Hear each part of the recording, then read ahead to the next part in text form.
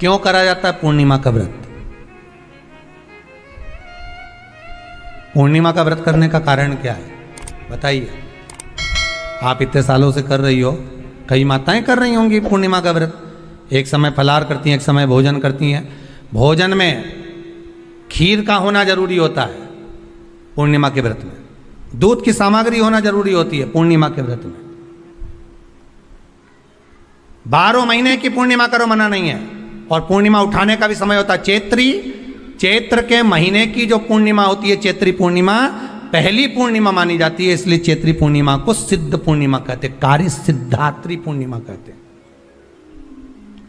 सिद्ध करने वाले। मनोरथी पूर्णिमा कहते हैं, मनोरथी पूर्णिमा।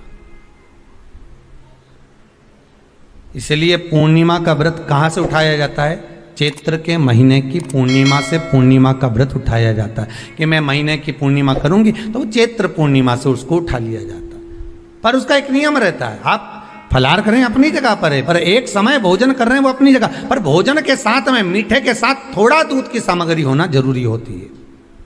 और क्यों करते हैं पूर्णिमा का व्रत, किस लिए किया जाता है, क्यों करा जाता है, उसका व्याख्यान वर्णन शिव महापुराण के अंतर्गत स्कंद पुराण में लिखा गया। स्कंद पुराण में वर्णन किया है श्री वेद व्यास जी महाराज ने। कहा ये पूर्णिमा का व्रत इसलिए किया जाता है कि व्यक्ति का जब मन गलत भ्रम में जाने लगता है, मन जब गलत जगह पर जाने लगता है, तो ये मन को गलत जगह पर ले जाने वाला कौन होता है? तो कहा ये चंद्र होता है। व्यक्ति की राशि के अंतर्गत, व्यक्ति की पत्रिका के अंतर्गत, व्यक्ति की ग्रह दशा के अंतर्गत जब चंद्र बेकार चलता है तो व्यक्ति अच्छा करते करते भी बेकार करने लग जाता है। चंद्र डोल रहा है। कई माताएं कहती हैं गुरुजी हमारे बेटे को आशीर्वाद दीजिए, बहुत गलत संगत में जा रहा है। मतलब समझ जाना कि चंद्र गड़बड़ जा रहा है। बेटी अगर गलत मार्ग पर जा रही है, बेटी अगर गलत संगत में जा रही है, किसी अन्य व्यक्ति को आकर्षित हो, चंद्र गड़बड़ हो रहा है, उसका चंद्र कहीं जा रहा है। कोई पुरुष, कोई लड़का, कोई गलत मार्ग पर जा रहा है, चंद्र गड़बड़ हो रहा है।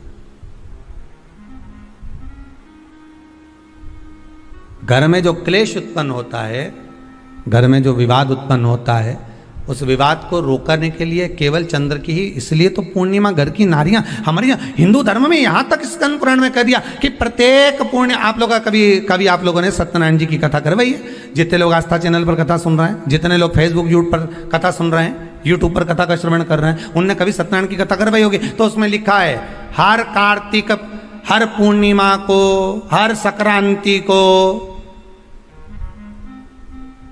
ब्राह्मण सत्यनारायण भगवान की कथा या राजा या वैश्य कथा को कराता था, या बढ़िया कथा कराता। सुनी कि नहीं सुनी ये बात?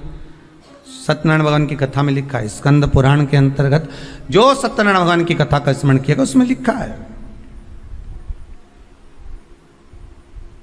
प्रत्येक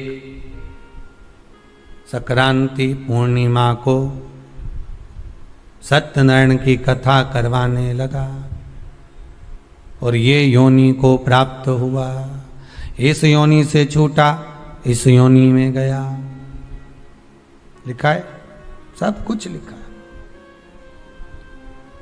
अब उत्ते से समझ जाओ कि पूर्णिमा को सत्यनारायण की कथा करने का बोला है, तो पूर्णिमा को सत्यनारायण की कथा का क्यों बोला? वैसे तो रोज कराओ सत्यनारायण जी की कथा, प्रतिदिन कराओ, मना नहीं है। आप क्या कोई विशेष फंक्शन है आप सत्यनारायण जी की कथा करवा, पर पूर्णिमा संक्रांति को और संक्रांति को पूर्णिमा को सत्यनारायण की कथा का स्मरण क्यों करवाया गया? क्योंकि पूर्णिमा के दिन अगर ये भगवान का व्रत रख लेगी, पूर्णिमा के दिन अगर ये खीर का प्रसाद बना लेगी, थोड़ा सा दूध की कोई सामग्री बना लेगी और भगवान को भोग लगा देगी, भले सत्यनारायण भगवान के भाव से बनाए, भले सत्यनारायण जी के निमित्तार्थ बना, पर अगर इसने सत्यनारायण भगवान के निमित्त से बना, पर पूर्णिमा के दिन अगर ये व्रत रखेगी, उपास रखेगी या कोई सामग्री बनाकर भगवान की पूजन कर लेगी, तो इसके घर में जो अशांति है वो शांति में बदल जाएगी। इसलिए कई घरों में आज भी सत्यनारायण भगवान की पूजन हर पूर्णिमा को करती है। माता किताब लेके बैठ जाती है, तुरंत उन्हें ऑफिस जाना, कहीं काम पे जाना, और तुरंत उसने